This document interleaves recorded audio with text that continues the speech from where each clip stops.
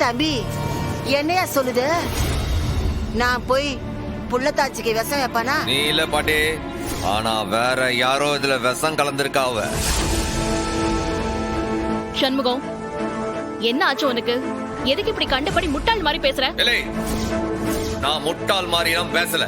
இல்லை, இதுல விஷம் வச்சிருக்காவ. என்ன சொல்லுத? என் தங்கச்சியை கொல்ல பாக்குதாவ.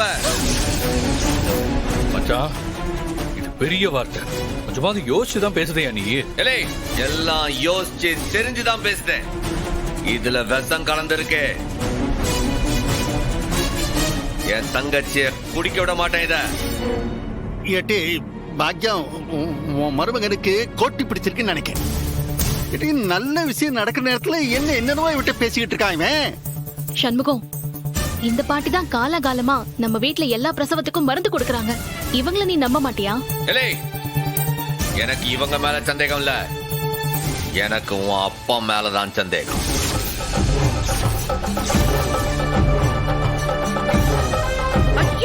ஐயோ, எப்படி வாய் கூசாம பேசுறான் பாரு. பாவம் என் தம்பி வயிற்று புள்ளக்காரிய போய் விஷம் வச்சு கொள்ளுவானா? இப்படி அநியாயமா பேசுறானே, நீ விளங்குவியா?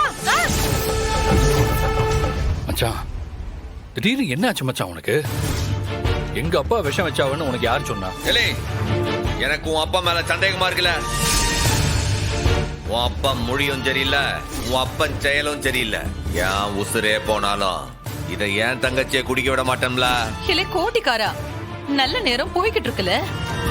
உண்டாகி இருக்கிறவ பசியா இருக்கா. இந்த நேரத்துல என்னத்துக்கு இப்படி பாடா படுத்திக்கிட்டு இருக்க? உன் மருமக செத்தா உனக்கு பரவாயில்லையா? இல்ல என்னன்னு சொல்லுத? உன் புருஷன் இதுல விஷத்தை கலந்திருக்காரு.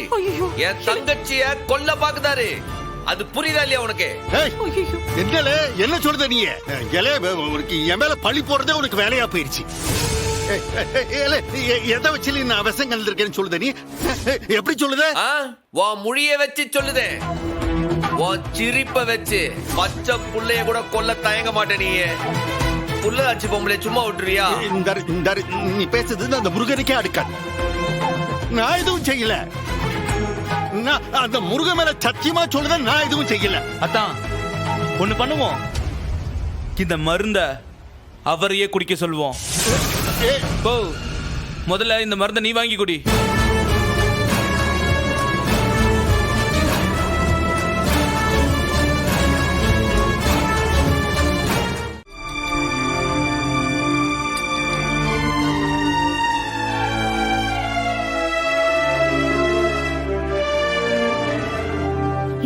சௌந்தரம், வழக்கமா நீதானே கலாட்டா பண்ணுவ.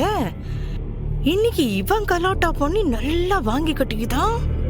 அக்கா, நான் கூட மருந்து வச்சிடலான்னு தான் முதல்ல ரோசிச்சேன்.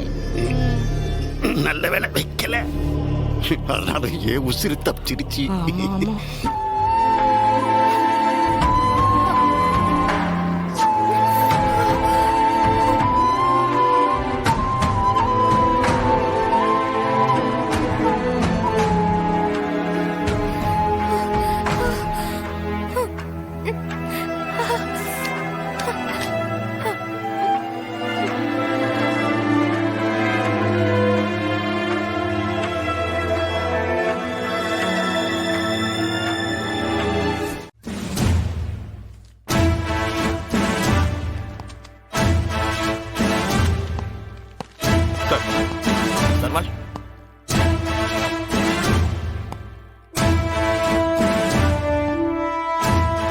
ஃபைல்லாம் சரியா எடுத்து வச்சாச்சா? ஆச்சுங்கய்யா.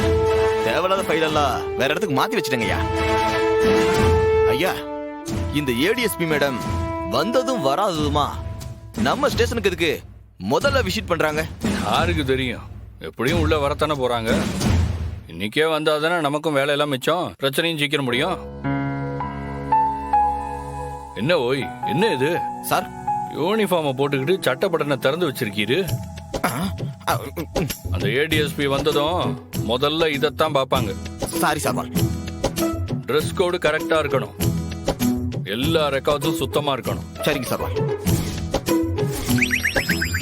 ரைட்டர் சார், அந்த பெல்ட்டை சரியா போடுங்க. Sorry sir.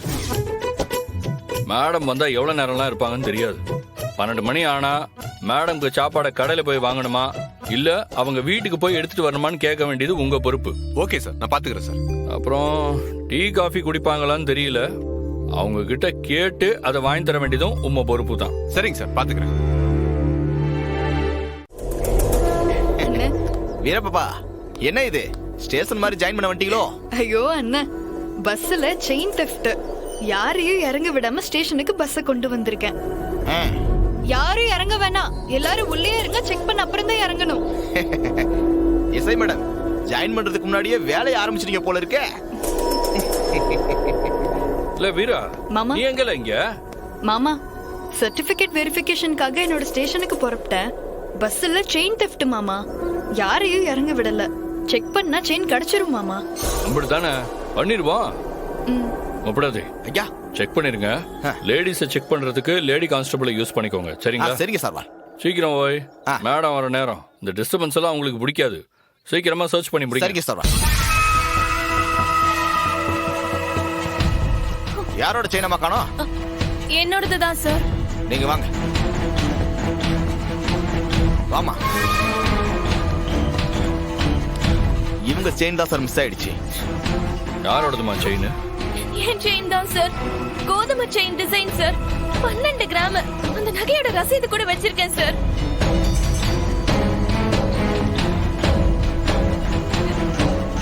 என்னது, வாங்கின ரசீதா? செயின் கூடவே அதையும் வச்சுட்டு அலைவீங்களா? இல்ல சார், அடகு வைக்க போயிட்டு இருக்கேன். கடையில கேட்டா காட்டணும்ல, அதனாலதான்.